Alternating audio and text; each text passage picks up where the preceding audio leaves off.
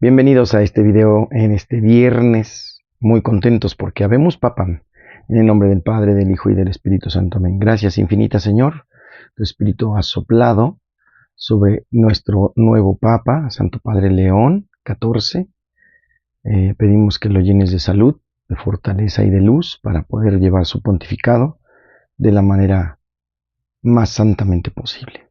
Sabemos que el Espíritu Santo está con nosotros, sopla, ha soplado, ha elegido a este nuevo pontífice y tiene todo nuestro apoyo, nuestra oración, para que sigamos adelante como Iglesia Católica todos. En el nombre del Padre, del Hijo y del Espíritu Santo. Amén. Pedimos también por el eterno descanso del señor Ángel García Cordero, que he visitado en sus exequias. Pedimos el eterno descanso de María del Carmen López Ruiz, que precisamente fue llamada a la casa de Dios en su 5º día. En acción de gracias por nuestro vicario episcopal, el padre Luis Antonio, es su cumpleaños. Un abrazo muy bonito, le decimos con mucho cariño al comandante en jefe. Comandante en jefe, felicidades. Pedimos también por la hospitalización de Juan Carlos Núñez Martínez y una gran noticia también, en medio de tantas buenas noticias, que en el seminario han sido promovidos 3 de los seminaristas a futuros diáconos. Felicidades, hermanos. Primero, Miguel Ángel Tacutún, para el 4 de julio, primero Dios, será ordenado diácono. Nuestro querido hermano Gerson, de nuestro decanato, Gerson Hernández, él estará el 9 de julio en ordenación. Gerson Hernández González, 9 de julio es ordenación diaconal. Y Julio César Hernández, él será ordenado el 11 de julio. Pedimos por estos hermanos, futuros diáconos, pedimos que sean santos, y por supuesto por Rogelio Nolasco, nuestro amigo de Puebla en Marcha, que pronto se recupere.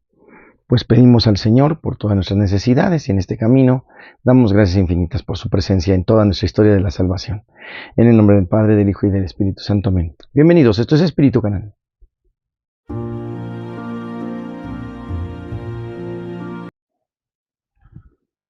Lectura del Santo Evangelio según San Juan, capítulo 6, versos 56 al 59. En aquel tiempo los judíos se pusieron a discutir entre sí: ¿cómo puede éste darnos a comer su carne? Jesús les dijo: yo les aseguro, si no comen la carne del Hijo del Hombre y no beben su sangre, no podrán tener vida en ustedes. El que come mi carne y bebe mi sangre, tiene vida eterna, y yo lo resucitaré el último día. Mi carne es verdadera comida y mi sangre es verdadera bebida. El que come mi carne y bebe mi sangre permanece en mí y yo en él. Como el Padre que me ha enviado posee la vida, y yo vivo por él, así también el que me come vivirá por mí. Este es el pan que ha bajado del cielo. No es como el maná que comieron sus padres, pues murieron. El que come de este pan vivirá para siempre. Esto lo dijo Jesús enseñando en la sinagoga de Cafarnaúm. Palabra del Señor. En el Evangelio de hoy, el estupor de los que lo escuchan es comprensible. Jesús, de hecho, usa estilo típico de los profetas para provocar en la gente y también en nosotros preguntas, y al final suscitar una decisión. Antes que nada, las preguntas. ¿Qué significa comer la carne y beber la sangre de Jesús? ¿Es solo una imagen, una forma de decir, un símbolo, o indica algo real? Para responder es necesario intuir qué sucede en el corazón de Jesús mientras parte el pan para la muchedumbre hambrienta, sabiendo que debe morir en la cruz por nosotros. Jesús se identifica con ese pan partido y compartido, y eso se convierte para él en signo de sacrificio que le espera. Este proceso tiene su culmen en la última cena, porque donde el pan y el vino se convierten realmente en su cuerpo y en su sangre, se llama Eucaristía, que Jesús nos deja con una finalidad precisa: que nosotros podamos convertirnos en una sola cosa con Él. De hecho dice: el que come mi carne y bebe mi sangre habita en mí y yo en Él. Ese habitar, Jesús en nosotros y nosotros en Jesús. La comunión es asimilación, comiéndole a Él.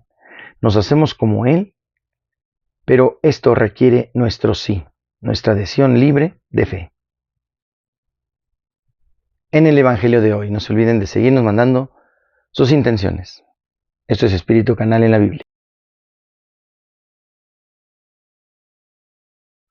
En el tema de hoy, Habemus Papam. Felicidades, León XIV, bienvenido.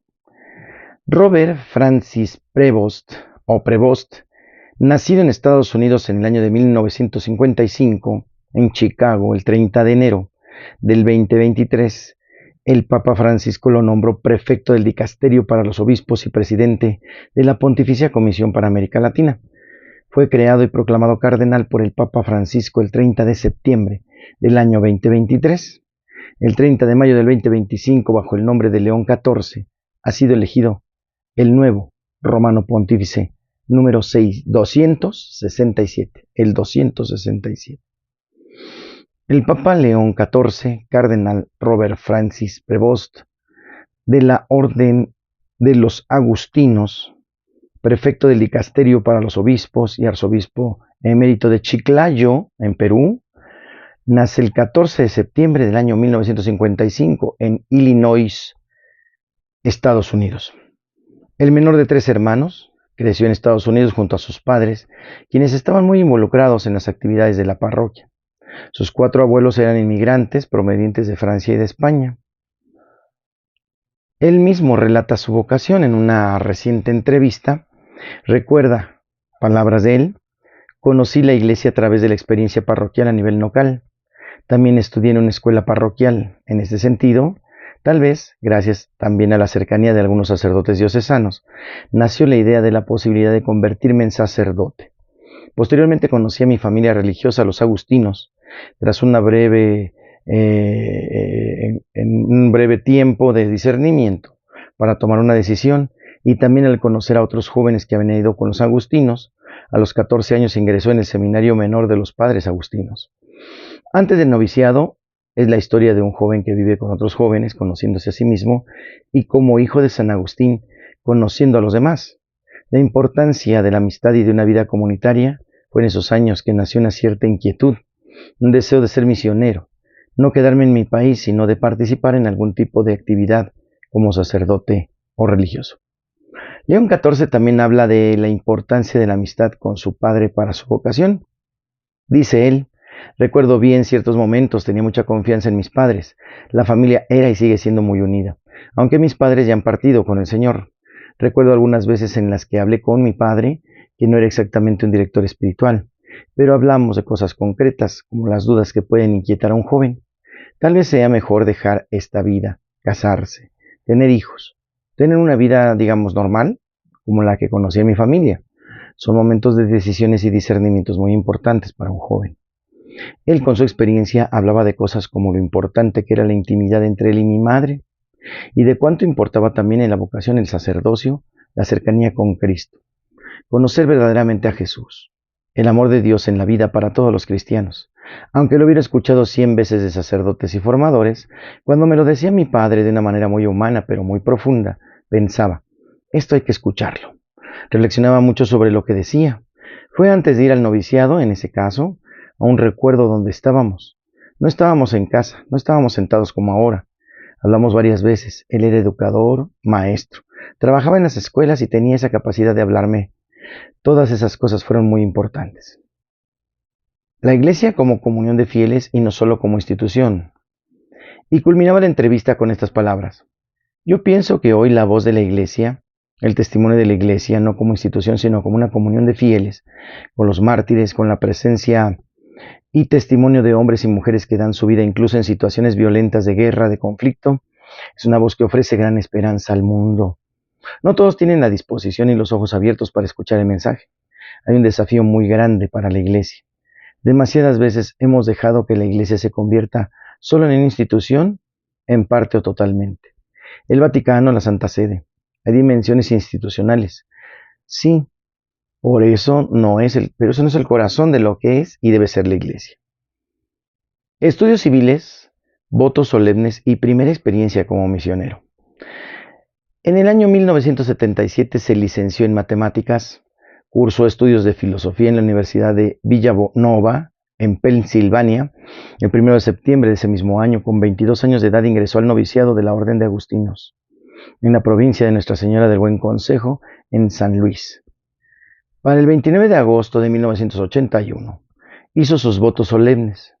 Estudió en la Catholic Theological Union de Chicago, donde obtuvo un diploma en teología. Con 26 años fue enviado por la Orden de Roma para estudiar Derecho Canónico en la Universidad Pontificia de Santo Tomás de Aquino, la Angelico. Fue ordenado sacerdote el 19 de junio de 1982, obtuvo la licencia en 1984 y fue enviado a trabajar en la misión en Chulucanas, en Piura, Perú, del año 1985 a 1986. Doctorado, ordenación episcopal y nombramientos. En 1987 obtuvo un doctorado con la tesis El rol del prior local en la Orden de San Agustín. Ese mismo año fue elegido director de vocaciones y director de misiones de la provincia agustiniana. Mother of God Council en Olympia Fields, Illinois, Estados Unidos. En el año de 1988 fue enviado a la misión de Trujillo como director del proyecto conjunto de formación de aspirantes agustinos en los vicariatos de Chulucanas, Licuitos y Apurímac. Ahí desempeñó los cargos de prior de comunidad de 1988 a 1992, director de formación de 1988 a 1998 y formador de profesos de 1992 a 1998. En la Arquidiócesis de Trujillo fue vicario judicial de 1989 a 1988 y moral en el Seminario Mayor San Carlos y San Marcelo. En el año de 1999 fue elegido prior provincial de la provincia Mother of God Council en Chicago. 2 años y medio después, el capítulo general ordinario lo eligió prior general, cargo que le fue confiado nuevamente en el capítulo general ordinario del 2007.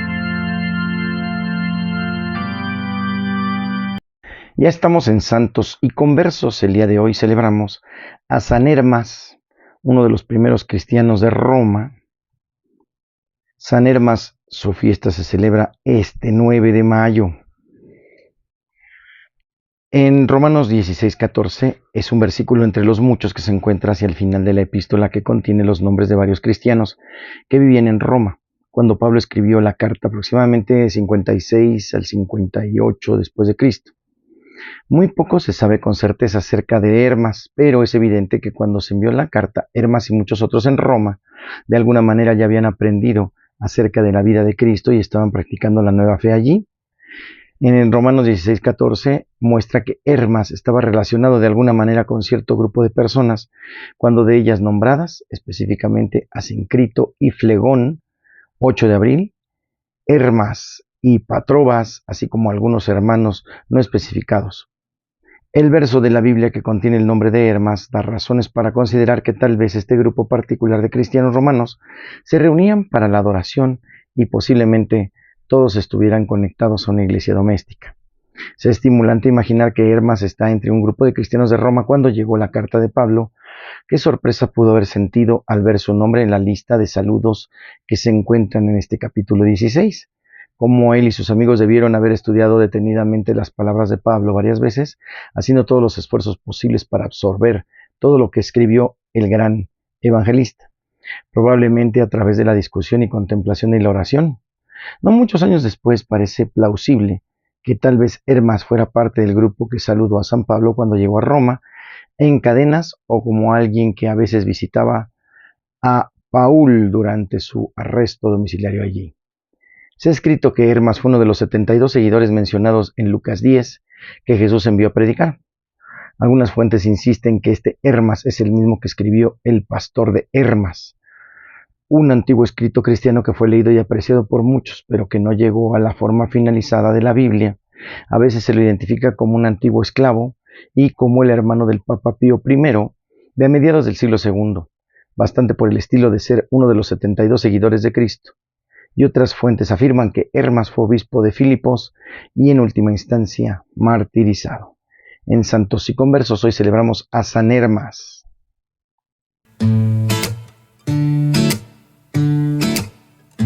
Vamos a escuchar en la rola el himno para el Papa León XIV de Catholic Music. Vamos a escucharlo. Adelante.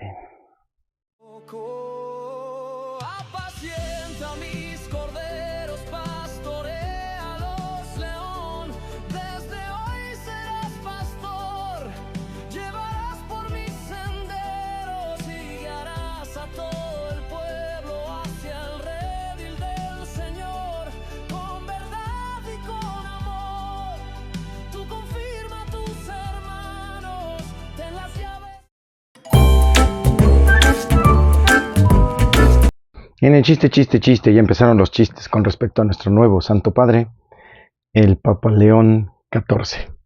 Pues como sabemos que es estadounidense, su imagen ha pasado por todas las redes sociales.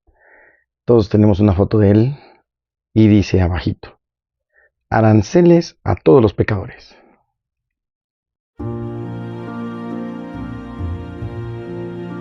Pues vamos a curiosidades de la Iglesia Católica. ¿Qué quiere decir que la Iglesia es el templo del Espíritu Santo? La Iglesia es el lugar del mundo en el que el Espíritu Santo está totalmente presente. El pueblo de Israel adoraba a Dios en el templo de Jerusalén. Este templo ya no existe. Su puesto lo ocupa la Iglesia, que no está vinculada a un lugar determinado, porque donde dos o más estén reunidos en mi nombre, ahí estoy yo en medio de ellos. Mateo 18:20. Quien vivifica a la Iglesia es el Espíritu de Cristo. Habita en la palabra de la Sagrada Escritura y en los signos sagrados de los sacramentos. Vive en el corazón de los creyentes y habla en sus oraciones. Los conduce y les otorga sus dones, carismas, tanto los sencillos como los extraordinarios. Quien se compromete con el Espíritu Santo puede experimentar verdaderos milagros también hoy. Porque nosotros somos el templo del Dios viviente, como lo dijo el mismo Dios. Yo habitaré y caminaré en medio de ellos. Seré su Dios y ellos serán mi pueblo. 2 Corintios 6:16. La mayoría de los hombres no sospecha lo que Dios haría de ellos si únicamente se pusieran a su disposición, dice San Ignacio de Loyola. En curiosidades. Y pues estamos en este Espíritu Canal gracias a todos, especialmente a nuestros hermanos de Santa Polonia, porque empezamos la restauración de la imagen de Santa Polonia peregrina. Agradecemos también el apoyo, la donación de algunos hermanos para continuar nuestra reconstrucción de la capilla de la parroquia, de la capilla de Santa Polonia. Gracias a todos, Dios les bendiga, muy amables a todos nuestros hermanos que siempre piden por nosotros. Esto es Espíritu Canal, reciban la bendición. El Señor les guarde, les protege, les bendiga, haga resplandecer su rostro sobre ustedes y les conceda la paz. Bendiga el Padre, el Hijo y el Espíritu Santo les acompañe siempre. Yo soy el Padre Jorge Arturo Moreno desde Santa Lucía. Dale like y suscríbete. Esto es Espíritu Canal.